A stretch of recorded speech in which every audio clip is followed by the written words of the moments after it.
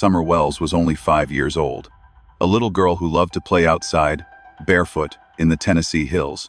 On June 15, 2021, she disappeared from her home. Her mother waited 30 minutes before calling 911, 30 minutes that no one can explain. Since that evening, no one has seen Summer again. No footprints, no signs of a struggle, just silence. Her toys are still where she left them, her swing still hangs by the porch.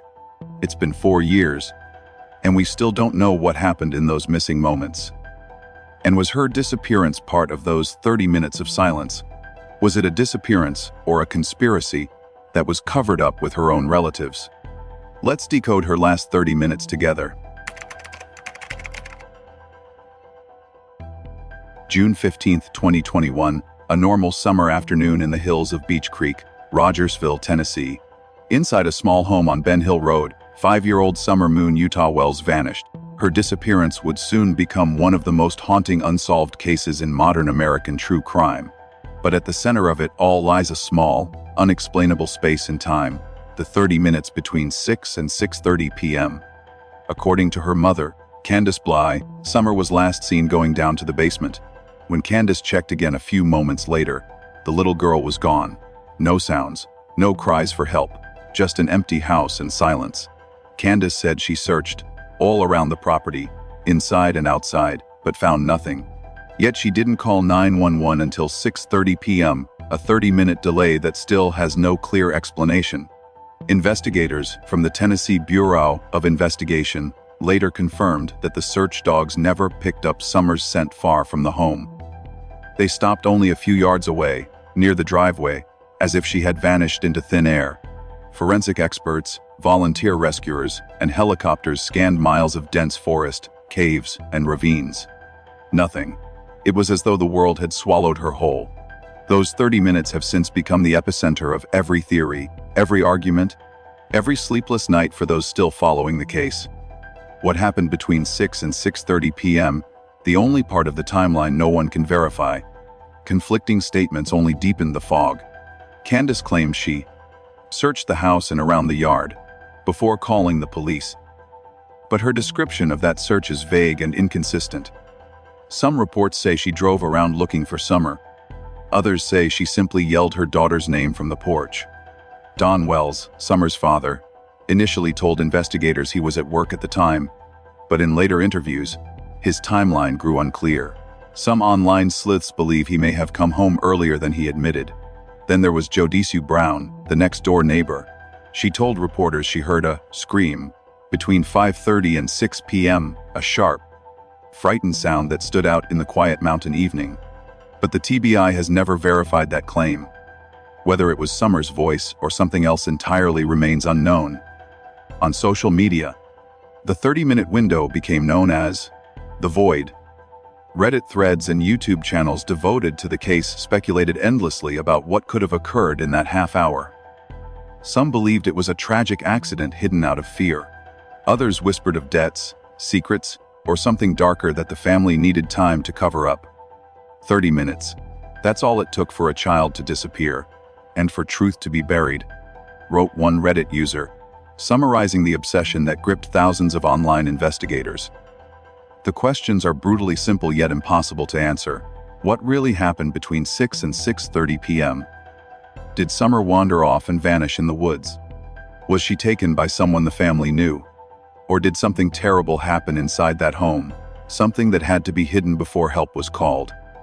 This half hour, ordinary on the clock but eternal in mystery, has divided the entire true crime community.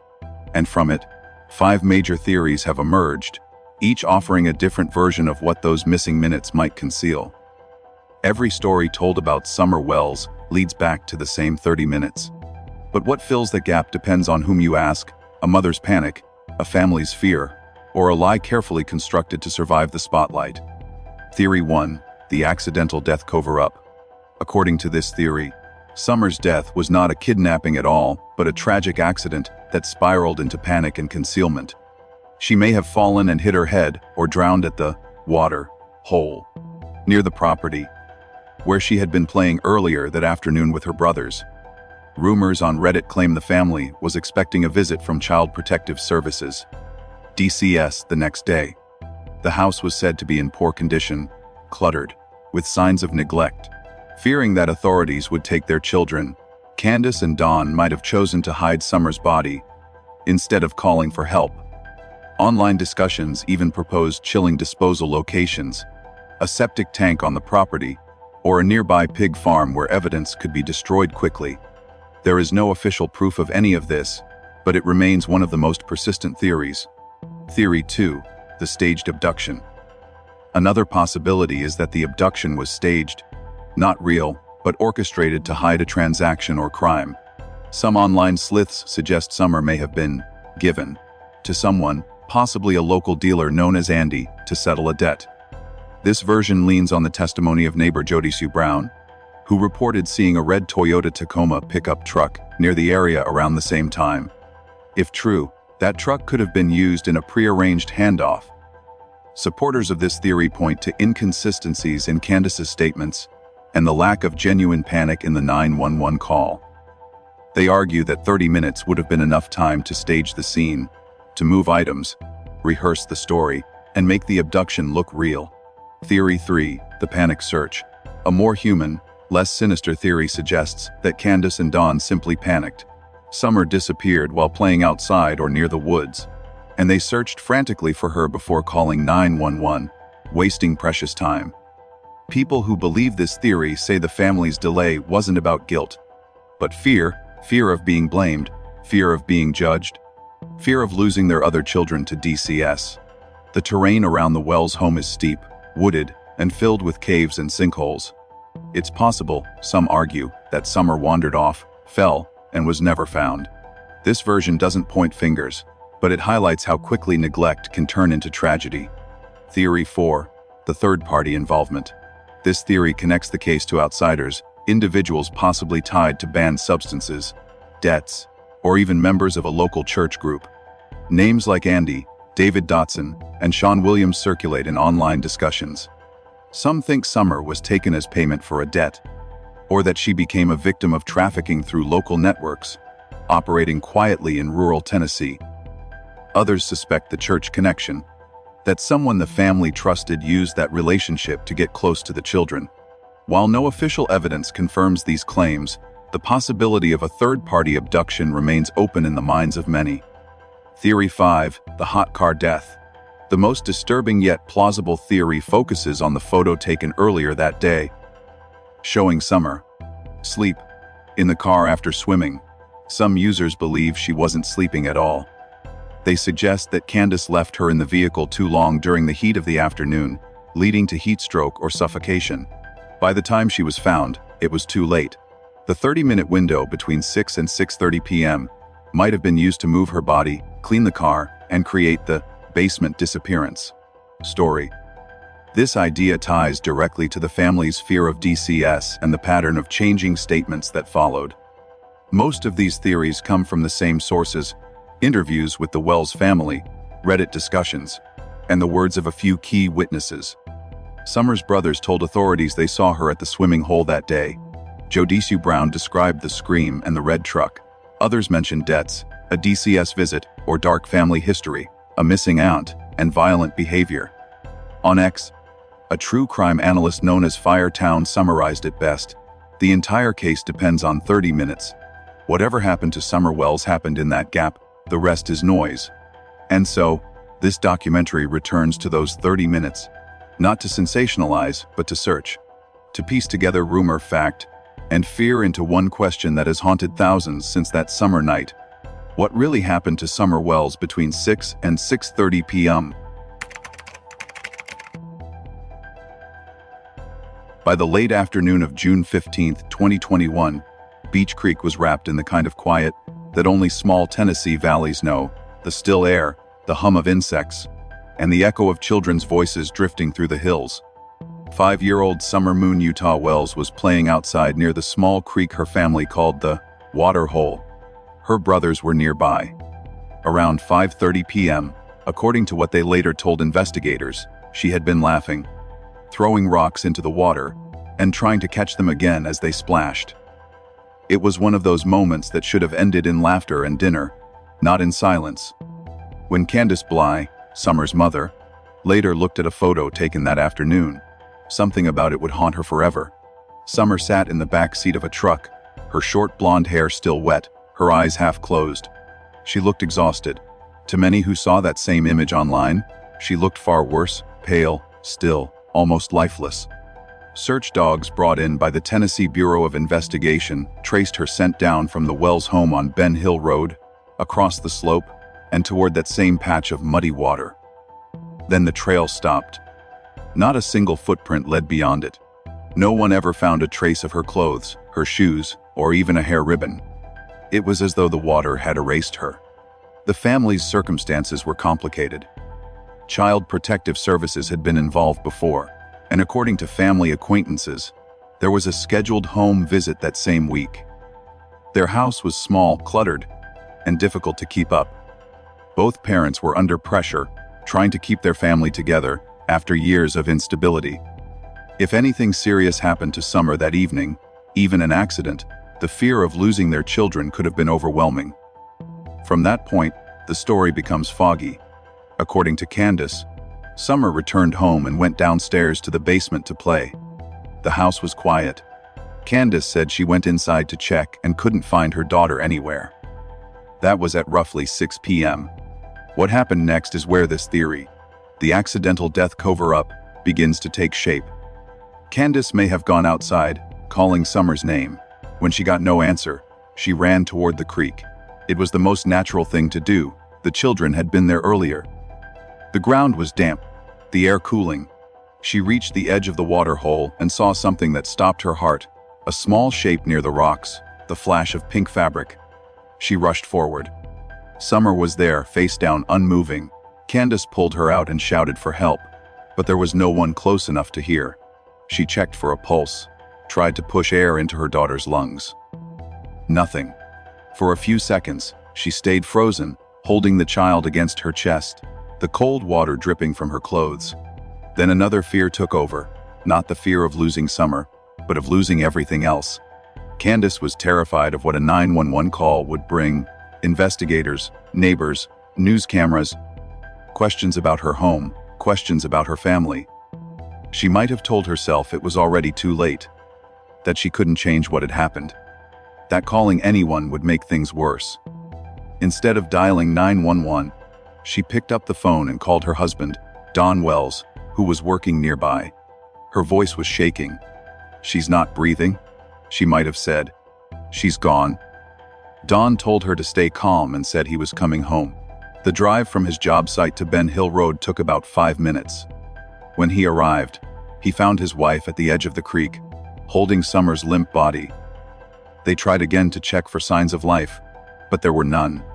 At that moment, according to this theory, fear turned into decision.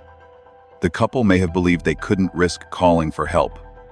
They carried Summer's body up the hill, wrapped in a towel, and brought her inside. Their 3 sons were told to stay in their rooms. One of them, according to later Foster interviews, remembered being told to keep quiet. What happened next is not proven, but several consistent details have surfaced through online discussions and local testimony. The septic tank behind the Wells home was one focus of speculation. Search teams later checked it, but found nothing unusual. Others wondered about nearby properties, old sheds, wells, and abandoned farms, where evidence might disappear quickly. One rumor mentioned a neighbor's livestock area, though it was never confirmed. Between 6:10 and 6:25 p.m., the family may have tried to clean the area around the creek.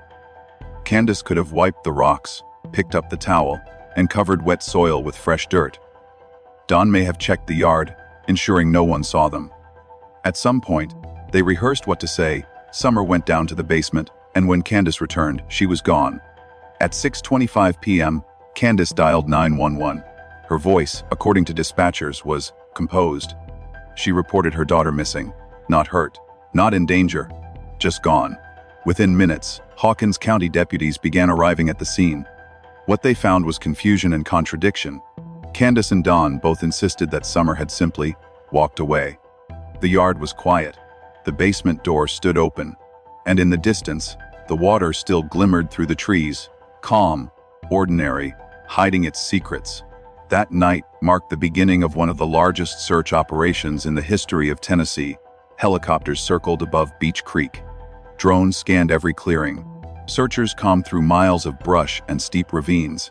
Cadaver dogs worked for days but never found a body. Every sign led back to the same spot, the area near the water hole. Then silence. Investigators noted inconsistencies in the parents' statements. Candace told them she had been planting flowers before realizing Summer was missing. Later, she said she had been inside. Don's version also changed over time. At one point, he told reporters he was at work, then later suggested he came home early. Despite the shifting details, both repeated the same story in every interview. Summer had gone downstairs, and within minutes, she was gone. When Don was jailed months later for unrelated charges, he wrote letters claiming Summer had been taken by someone. He told the media he believed his daughter had been kidnapped and that bad people were involved.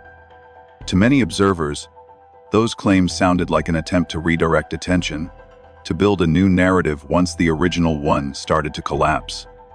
The Tennessee Bureau of Investigation and Hawkins County Sheriff's Office searched every property in the area. The septic tank was examined, drained, and ruled out. Volunteers walked miles of back roads and fields. Not a single physical clue was ever found. As the months passed, this version of events, that Summer died accidentally and that her parents panicked, became one of the most discussed online. It's not driven by malice, but by logic. It fits the physical evidence: no forced entry, no abduction, no trail leaving the property. It explains the short delay before calling 911, the calm voice on the call, and the complete absence of any sign of struggle. There's nothing spectacular about this theory. It doesn't involve strangers or secret networks. It's about a moment of carelessness, followed by fear, and a decision that can't be undone. It's about how an accident, when mixed with panic, can become something far darker. Years later, the Wells property remains quiet.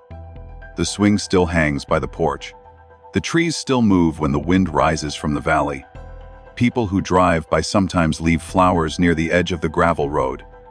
They stop, look toward the woods, and wonder if that's where it ended, where a frightened child slipped, where a mother froze, and where a family's world fell apart in silence. This theory, in its simplicity, also connects closely with another, the hot car scenario.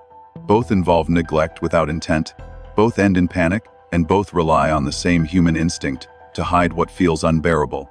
The difference lies only in location, one by the creek, one in a vehicle. In both, there is no villain, only fear. The accidental death theory also conflicts with the idea of an outside abduction. No one saw a vehicle near the house at the critical hour. The red Toyota Tacoma, which became a centerpiece of early speculation, was never linked to any suspect. The dogs did not follow a scent beyond the yard. The absence of evidence supporting an external perpetrator leaves this theory standing alone, not because it's proven, but because everything else has fallen away. If this version is true, then the tragedy didn't begin with malice but ended with silence. Between 6 and 6:30 p.m., something irreversible happened, not only the loss of a child, but the loss of trust, honesty, and hope. By the time the first deputy stepped onto Ben Hill Road, the story had already been rewritten. Today, more than 4 years later, there is still no sign of Summer Wells. Her toys remain untouched. Her swing still hangs where she left it. And for those who believe in this version of events, the truth isn't buried deep in mystery or conspiracy. It's much closer. Summer didn't vanish into thin air.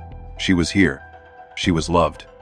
And if this theory is right, her story ended quietly, in the place she felt safe, near the water, under the Tennessee sun, before fear took her away from the world forever. The hills of Beach Creek are quiet, but not silent. Neighbors there still remember a scream that cut through the summer air at around 5:30 p.m. on June 15, 2021, a scream that some say belonged to Summer Wells. It was heard by Jodisu Brown, who lived just down the hill from the Wells home. She described it as sudden and sharp, a scream that didn't sound like play. Moments later, she saw what she described as a red truck, possibly a Toyota Tacoma, model 1998 to 2000, driving along Ben Hill Road. That sighting would later become one of the most debated pieces of this case. Some in the online true crime community believe those two moments, the scream and the truck, are the keys to understanding what really happened to Summer. Not an accident, not a random kidnapping, but something planned. A cover story created to hide a truth that couldn't be spoken aloud. The staged abduction theory proposes that Summer's disappearance was not a spontaneous crime but an arrangement, a transaction disguised as tragedy. Rumors on Reddit and YouTube suggest that the Wells family was under heavy stress. They had financial troubles and ongoing involvement with Child Protective Services, which was reportedly planning another visit. Some believe that Summer was given away or handed over to someone the family knew, and that the next half hour, the mysterious 6 to 6:30 p.m. window, was used to stage the scene, clean up any signs of that exchange, and create the illusion of a sudden abduction. Supporters of this theory often refer to comments made by local residents about outsiders visiting the property that week, acquaintances, church members, or neighbors. One name that surfaces frequently in discussions is Andy, a man connected to the family through mutual friends. Others point toward Sean Williams, a member of the same church group that the Wells family attended. Both names appear again and again in online discussions, though neither has ever been charged or publicly accused by authorities. Still, the idea that someone familiar may have come to the house that evening and left with Summer explains why no struggle was heard, no forced entry found, and no scent trail led into the woods. It also gives new meaning to Jodisu's scream. Maybe it wasn't the sound of terror, but the sound of realization, of seeing something that didn't make sense. At 6 p.m., Candace Bly may have noticed that Summer was missing from the basement. She went outside, looked around, and saw nothing. No movement, no sign of her daughter. In this version of the story, that's when she realized something she had feared might happen had already begun. Someone, perhaps a person she knew, had come to the property, taken Summer, and left quickly. Whether this was arranged or unexpected depends on which side of the rumor one believes. The scream reported by Jodisu Brown may have been the moment Summer was carried away, loaded into a vehicle, and driven down Ben Hill Road. In that moment, Candace may have frozen, torn between calling for help and protecting the family's secrets. Between 6:05 and 6:10 p.m., she called Don Wells. According to this theory, she told him Summer was gone, that someone had taken her. Don, hearing panic in her voice, asked who. Candace might have said a name, or perhaps only, they took her. What follows, believers say, was not a plan to rescue Summer, but to build a story that could protect the family from collapse. They decided that when the time came, the story would be simple. Summer had been kidnapped, no names, no details, no mention of who might have come to the property. Between 6:10 and 6:20 p.m., the staging began. Candace and Don could have moved objects, cleaned, and even created signs of a struggle that weren't real. Online discussions point to several odd details from police photographs and interviews: a ladder left at an angle by the basement window, a door propped open, small footprints in the dirt that led nowhere. Some claim these were natural parts of the search. Others believe they were placed intentionally to suggest a child had wandered off. At the same time, the theory suggests Don may have tried to remove other evidence, tire marks from a visiting vehicle, or tracks that could link the scene to the red Toyota Tacoma seen by neighbors. Some even speculate that Jodisu herself was threatened afterward, explaining why her statements changed slightly over time. Initially, she described hearing a scream and seeing a vehicle. Later, she clarified that she never saw Summer directly. Those shifts have fueled the idea that someone may have pressured her to stay quiet. At 6:20 p.m., Candace called a friend, Hunter, a teenage boy who had spent time with the family that day, to talk about what happened. According to reports, she mentioned a strange truck and asked questions that sounded more like checking a timeline than seeking help. Investigators later noted inconsistencies between what Hunter said and what Candace remembered. Then came the final 5 minutes. 6:25 to 6:30 p.m. Candace dialed 911. Her voice was composed, perhaps too calm, as she told the operator that her daughter was gone, and that she believed someone had taken her. The dispatcher recorded her words, and within minutes, deputies were on their way. What they found was a home in apparent disarray, but no sign of violence. No forced entry, no broken window, no drag marks in the yard. The family repeated the same story, that Summer had gone downstairs, and within minutes, vanished. The reaction afterward was swift. Within hours, an Amber Alert was activated across Tennessee. The description included one key detail, a red or maroon Toyota Tacoma with a full bed ladder rack and white buckets inside. The Tennessee Bureau of Investigation confirmed that they were seeking information about that vehicle.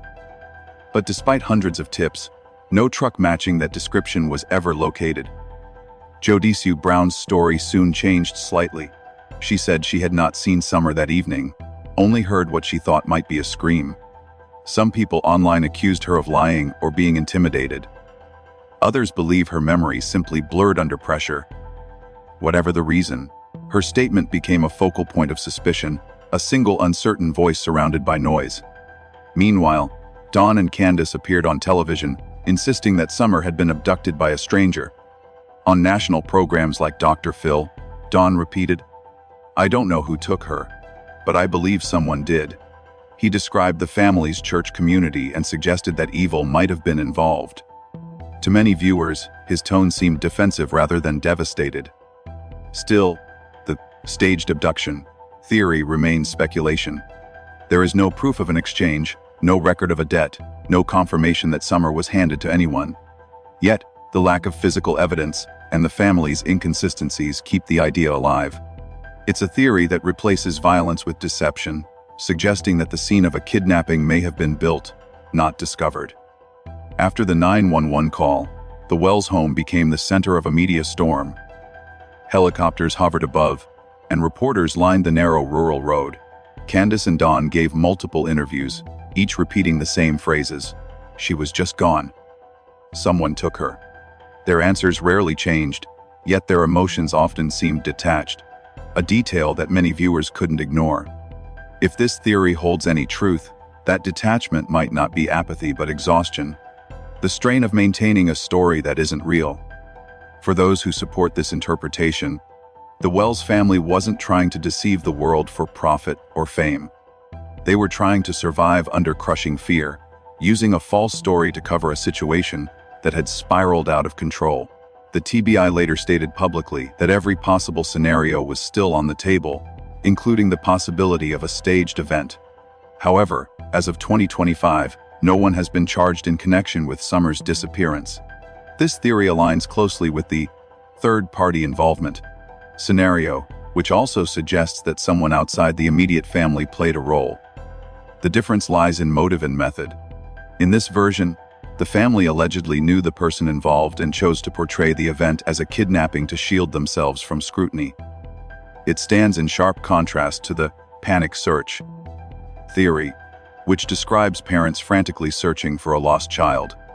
In the staged abduction narrative, there was no real search, only performance. What continues to haunt investigators and the public alike is the precision of the timing.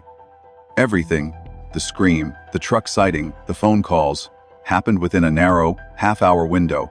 Whatever occurred between 6 and 6:30 p.m. determined the rest of the story.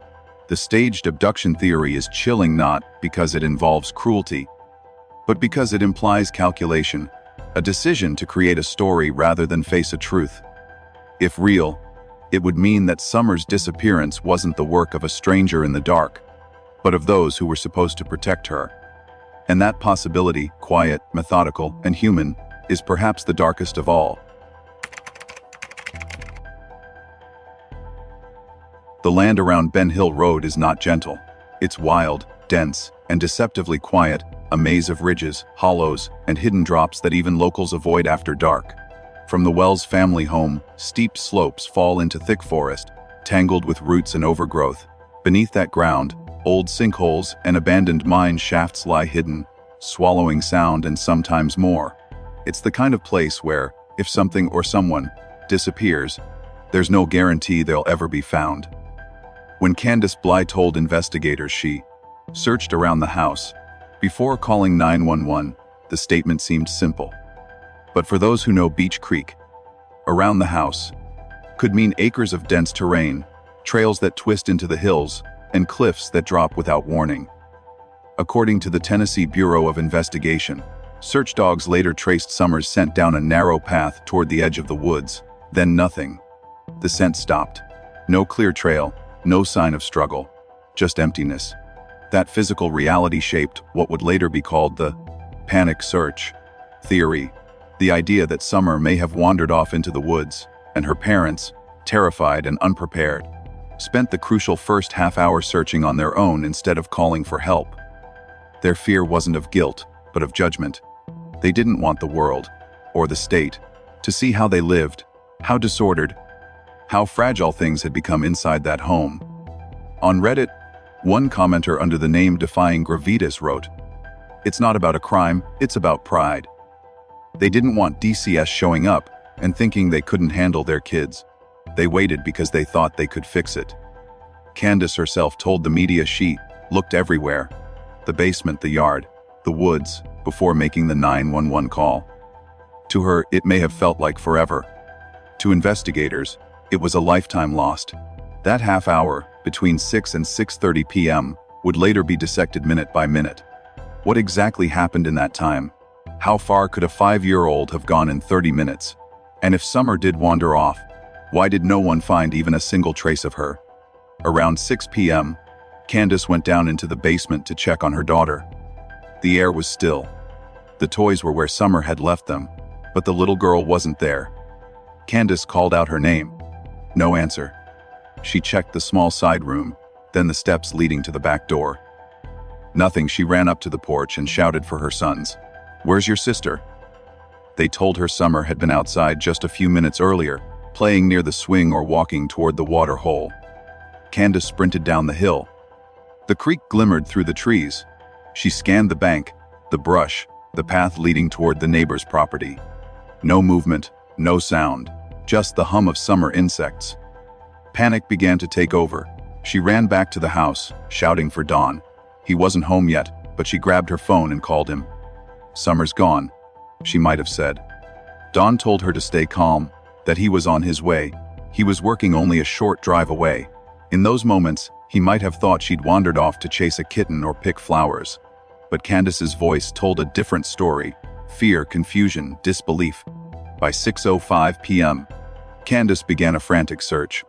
She ran around the house, checked the vehicles, and looked under the porch. Then she headed back toward the trees, calling Summer's name again and again. Her words echoed off the hollow.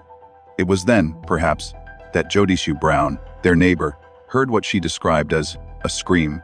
Some online believe it came from Summer, others say it could have been Candace calling into the wind. At 6:10 p.m., Don Wells arrived home. He parked quickly, jumped out, and joined the search. According to this version of events, they split up. Candace moved deeper into the woods, while Don checked nearby caves and the rough terrain around the property. There are dozens of small cave openings in the Beach Creek area, narrow limestone cracks that drop into darkness.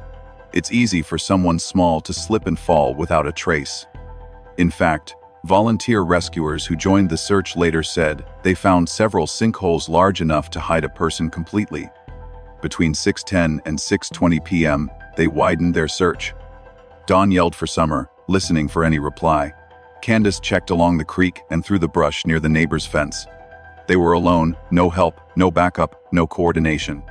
Each minute that passed made it less likely they'd find her. The fear that began as panic was now turning into dread.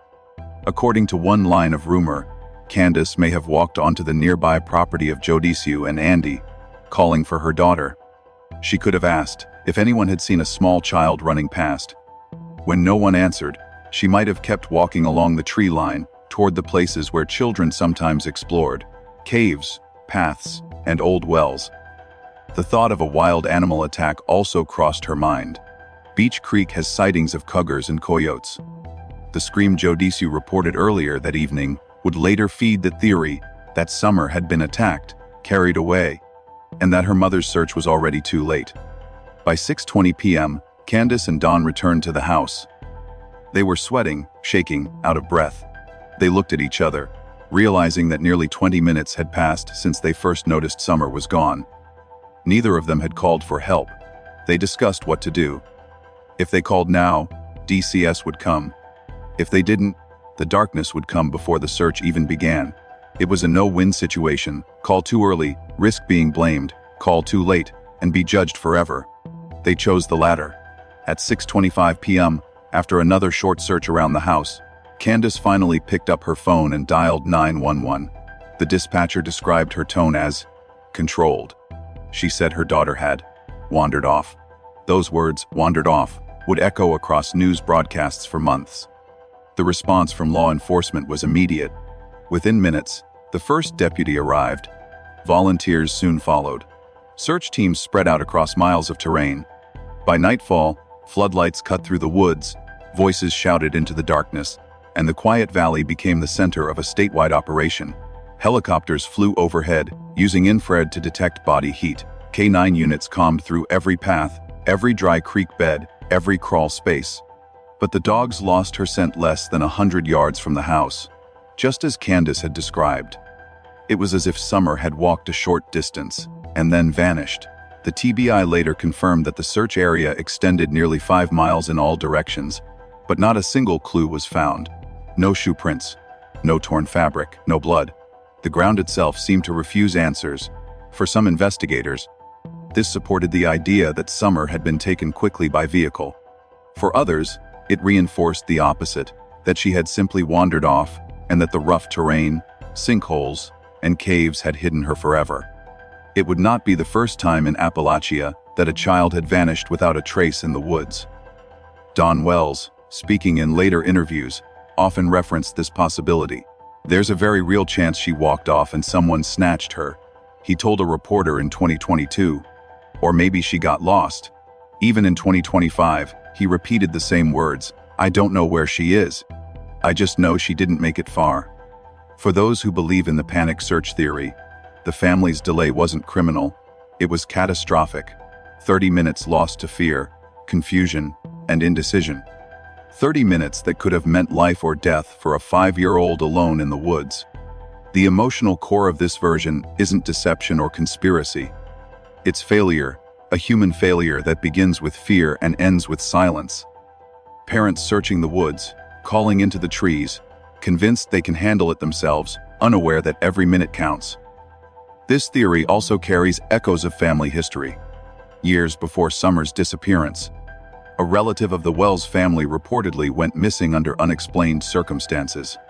That tragedy still lingers in local memory, feeding a quiet superstition, the feeling of being cursed, of history repeating itself. For those who grew up in small mountain communities, such fears carry weight. When something unexplainable happens once, it becomes a story. When it happens twice, it becomes a haunting. Supporters of this theory often point to that connection. That Candace may have believed, even subconsciously, that calling the police wouldn't change anything. In her mind, the family had already been marked by loss. She thought she could find her daughter on her own, and when she couldn't, it was already too late. The panic search scenario aligns partly with the animal attack theory, both grounded in the brutal reality of the terrain. The difference lies in intention. In this version, there is no cover-up, no exchange, no scheme, only panic. It also stands in contrast to the staged abduction narrative. Those who believe the abduction was faked point to calm, deliberate behavior. The panic search theory shows the opposite: frantic, uncoordinated, genuine confusion. If this is what happened, then the last sound Summer Wells ever heard might have been her mother's voice echoing through the woods. Desperate, breaking, calling her name again and again as the sun sank behind the Tennessee hills. By the time Candace made the 911 call, night was already closing in. Within hours, the valley was lit by flashlights and sirens, but the opportunity to save her was long gone. 4 years later, that delay remains one of the most painful details of the case. It's what investigators, volunteers, and strangers online return to again and again: 30 minutes. 30 minutes when fear took over reason, when hope turned into hesitation. And somewhere in those woods, among the caves and shadows, the truth, whatever it is, has stayed hidden ever since. Among all theories, one stands apart: the idea that a third party was directly involved in Summer's disappearance. It's not about an accident, not a cover-up born of panic, but an intrusion, a taking. Some believe it wasn't random at all. Rumors spread quickly in the days following her disappearance. Locals whispered about Andy, a man who had known the family, sometimes helping with odd jobs in the area.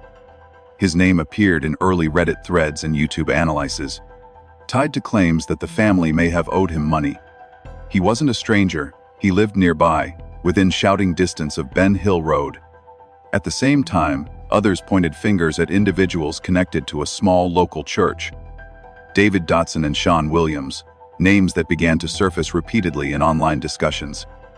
Some in the true crime community speculated that what happened to Summer might have been part of a private agreement gone wrong, an exchange, a debt, or something darker that spiraled beyond control. On Reddit, one user known as Jalapeno Business summarized the theory: if you strip away the rumors and emotions, what's left looks like a transaction that someone tried to undo too late. Adding weight to these suspicions were two chilling coincidences. Years earlier, a close relative of Don Wells had disappeared under mysterious circumstances, and 8 children from extended family connections had once been placed into state care. To some observers, this pattern suggested a cycle of instability, the kind that often attracts the wrong kind of attention. And then there was the scream.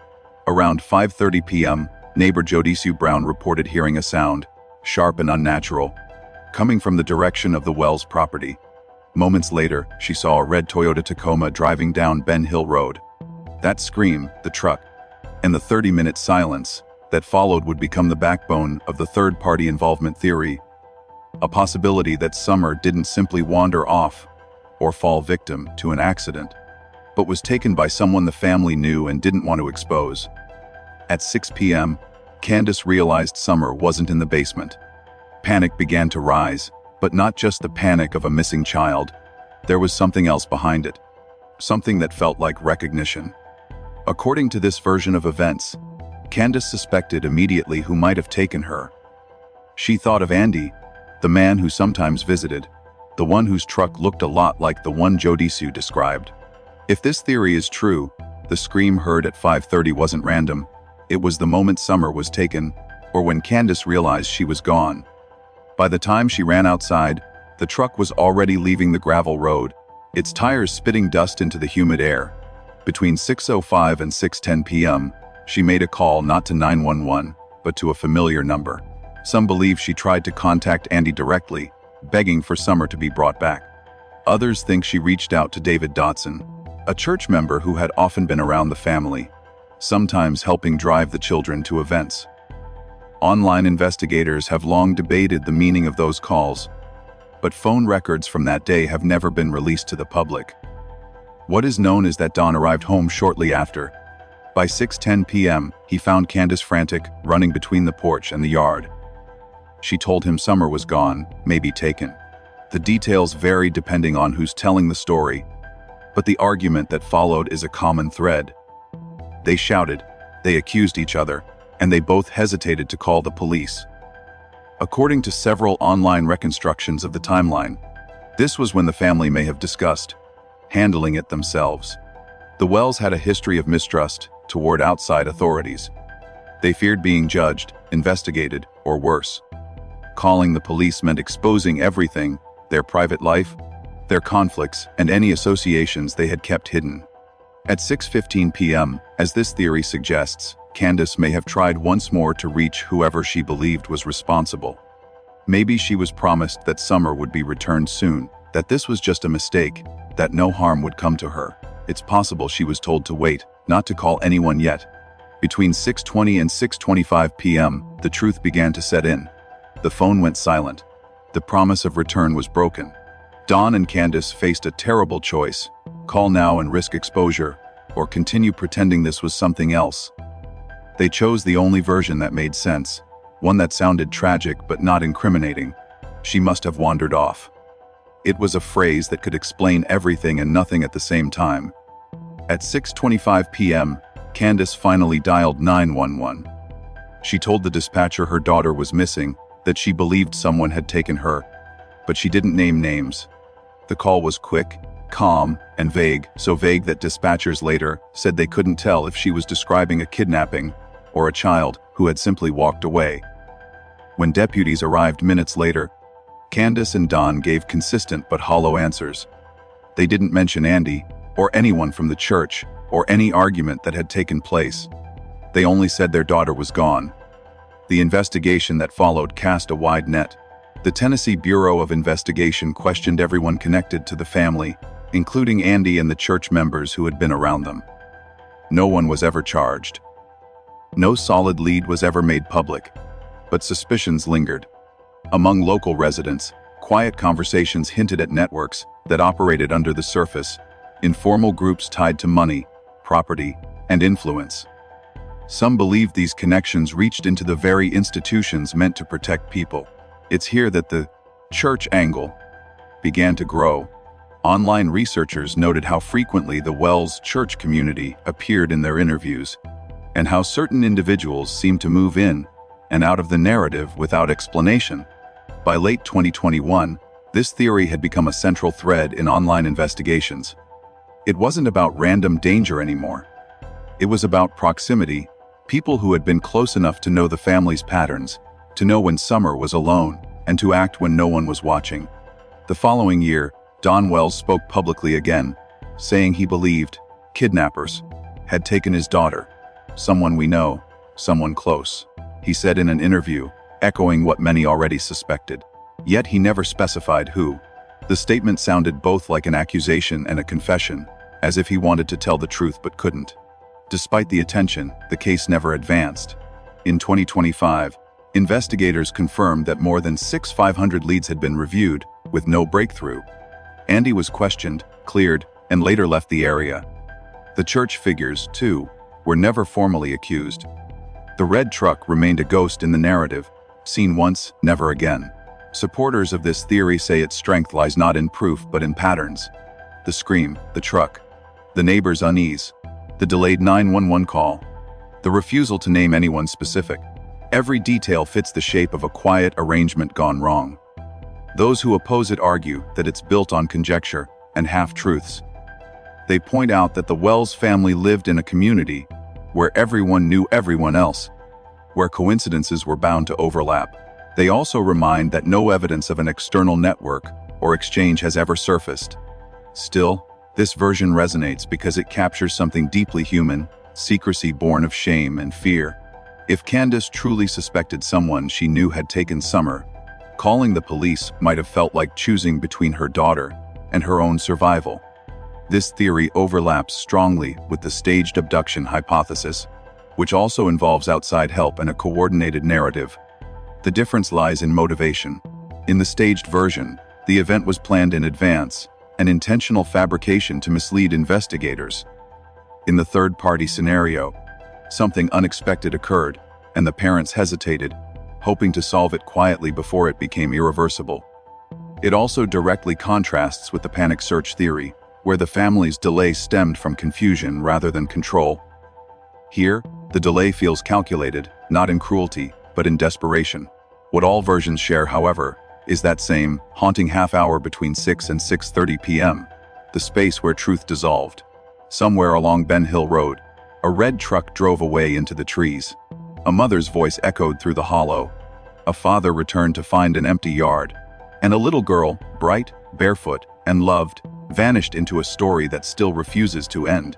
For those who follow this case, the idea of a third-party involvement remains both the most hopeful and the most devastating theory. Hopeful, because it suggests Summer may have been alive when she left that home. Devastating, because if that's true, someone out there knows what really happened and chose, even now, to stay silent. By early afternoon on June 15, 2021, the Tennessee heat had become oppressive. The air above Beech Creek shimmered, the kind of humid, suffocating warmth that clings to the skin. Around 2 p.m., a photo was taken that would later haunt anyone who studied this case.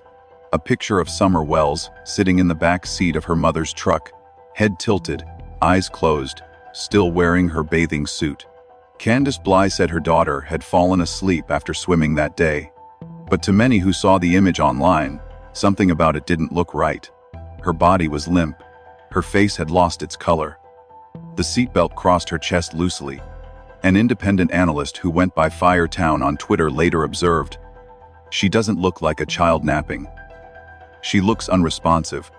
That single observation would spark one of the most controversial theories of the entire investigation, the hot car death hypothesis. It was a simple but chilling idea. Summer may have died hours before anyone realized she was missing. The story goes that after returning home from an afternoon of errands and swimming, Candace left the truck parked in the sun with Summer still inside, thinking she would wake up soon. But temperatures that day had soared past 40 degrees Celsius inside vehicles. Even a few minutes could have been fatal. Candace later told investigators she had gone into the house for only 2 to 4 minutes. But others, including those who tracked her movements that day, suggested it could have been much longer, possibly 20 minutes or more. In that window, a car becomes an oven. For a 5-year-old who had just been active in the sun, exhaustion and dehydration would have been deadly. This theory doesn't rely on conspiracy or outside involvement. It's about human error, a mistake that no one wanted to admit. And when panic set in, the truth was replaced by something else. At around 6 p.m., according to this version of events, Candace may have gone to the truck for something, her phone, a drink, or perhaps to wake Summer, thinking she was still asleep. What she found instead froze her in place. Summer wasn't breathing. For several seconds, Candace may have tried to shake her awake, calling her name. She checked for a pulse and found none. Her heart dropped, and her mind went blank. She wasn't just looking at her daughter, she was looking at the unimaginable consequence of her own oversight. In that moment, panic took over. She didn't call 911. She didn't run to a neighbor. The fear of what would happen next consumed her. If she called for help, it would expose everything: the home inspection, the questions about her family, the possible loss of her other children. She told herself it was already too late, that nothing could bring Summer back. Between 6:05 and 6:10 p.m., Candace called Don Wells, her husband, who was working nearby. Her voice shook as she tried to explain. Don's reaction was immediate disbelief. "You're sure?" he may have said. "Are you sure she's not breathing?" But when reality sank in, so did fear. They both knew what it would mean if authorities arrived and found their daughter lifeless inside a hot car. Negligence, arrest, media attention, their family torn apart again. They made a decision that would define everything that followed, to hide what had happened. At 6:10 p.m., Don drove back home. When he arrived, Candace was standing beside the truck, sobbing, the car door open. Summer still inside. Don checked for a pulse himself, but there was none. He told her, "We can't call them now. We'll lose everything." What happened in the next 15 minutes, according to this theory, was a desperate attempt to erase the evidence. They moved Summer's body, possibly wrapping her in a blanket or towel, and carried her away from the vehicle. Neighbors on Ben Hill Road later told reporters they heard dogs barking and saw movement near the edge of the property around that time. From 6:10 to 6:20 p.m., Candace and Don may have worked together to conceal what had happened. Rumors later circulated that they contacted someone, possibly a local acquaintance, to help them take care of it. One persistent claim suggested that Summer's remains were placed in or near a septic tank behind the property. Another, darker version said she was driven off-site to a nearby farm where evidence would never be recovered. Meanwhile, their 3 sons were inside the house, unaware of what was happening. According to Foster interviews later mentioned by online investigators, the boys were told to stay quiet and say nothing. Whether those words were meant to protect them or to protect the story is unknown. Between 6:20 and 6:25 p.m., Candace and Don began cleaning. They wiped down the truck seats, doors, and handles, removing sweat, fingerprints, and any trace of Summer's time inside. The truck's air vents, which could have retained traces of her scent, were left running to circulate air. Candace changed her clothes, washed her face, and practiced what she would tell the police. Then, at 6:25 p.m., she picked up the phone and called 911. Her voice, as described by dispatchers, was controlled and strangely even. "My daughter is missing," she said. "We can't find her anywhere." She didn't mention the truck, the swimming, or the hours before. She said Summer had gone into the basement, and when she came back, she was gone. Within minutes, the first deputies arrived. The family led them through the house, through the yard, through the woods. Don stood near the porch, smoking a cigarette, repeating that his daughter must have been taken. Candace told officers she had searched everywhere. To the outside world, it was a classic missing child case, no signs of forced entry, no evidence of foul play. But to those who studied the photos and statements, small inconsistencies began to appear. The timeline didn't quite fit. Candace said she had been planting flowers when Summer vanished. Later, she said she was washing dishes. The story about who saw Summer last changed multiple times, and no one, not one person, could confirm seeing the little girl alive after 2 p.m. that day. The hot car theory gained attention online after analysts began comparing Candace's statements to the day's weather reports. At 2 p.m., the temperature in Rogersville was around 31 degrees Celsius. In a parked vehicle, interior heat can rise by nearly 30 degrees in 20 minutes. That means Summer could have been trapped in an environment of over 43 degrees Celsius, enough to cause heat stroke and death in under 10 minutes. If this version is true, then the tragedy had unfolded long before the 911 call, perhaps hours earlier, under a bright sky, while no one noticed. The following evening, the Wells family appeared on local television. Don spoke about his daughter in a trembling voice. "We'll never stop looking for her," he said. "Someone took her." But investigators noted he rarely mentioned the hours leading up to her disappearance. Yet no evidence has ever confirmed this theory either. There were no witnesses who saw Summer in distress inside a vehicle, no forensic proof linking her death to the truck. What keeps this hypothesis alive are the small details, the unexplained photo, the conflicting times, the absence of a credible sighting after early afternoon. The hot car death theory ties closely to the accidental death scenario. Both rely on panic, fear, and a fatal decision to conceal what happened. In one, the accident happens in water, in the other, in heat. Both lead to the same tragic outcome: a family frozen between grief and self-preservation. It stands in contrast to the abduction theory, which requires an outside perpetrator. No evidence supports that a stranger was ever near the home that evening. The dogs found no trail leaving the yard, no tire marks in the gravel. If this version is correct, then Summer Wells never wandered into the woods, never met a stranger, never screamed. She fell asleep in the back seat after swimming, her small body tired, her hair still damp, and she never woke up again. The tragedy of this theory isn't in malice or violence. It's in the quiet, ordinary mistake that followed: a child left too long in the heat, a moment forgotten, and the unbearable weight of realizing it too late. Everything that came after, the phone calls, the stories, the search, may have been an attempt to rewrite those few fatal minutes. More than 4 years later, the truth remains buried in silence. The truck is gone. The property has changed. But that photograph still lingers online, Summer's head tilted, her lips parted, the sunlight cutting across her face. For many, it feels like a final image, a silent witness to the last time she was seen alive. In the end, every version of the story circles back to the same narrow slice of time, those 30 minutes between 6 and 6:30 p.m. on June 15, 2021. Each theory tries to fill that space with logic, emotion, or suspicion. Some see an accident, others a deliberate act, still others a web of secrets that swallowed a child. But none of them can stand on solid ground, because no one truly knows what happened in that window. The Tennessee Bureau of Investigation has followed more than 500 leads, and yet, not a single confirmed piece of evidence has surfaced. Not one credible sighting, not one trace. Every path, the water hole, the truck, the caves, the roads, ends in silence. Across all 5 theories, the same elements repeat like echoes: the family's complicated life, under stress, under scrutiny; the dangerous terrain, dense woods, hidden sinkholes, deep hollows that could hide anything; and above all, the absence of independent witnesses. Each of those fragments feels significant, but none of them connect.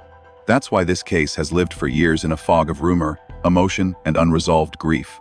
As one online investigator, bsunflower77, wrote, "This case is trapped in limbo, not because of lies, but because there's nothing left to prove or disprove."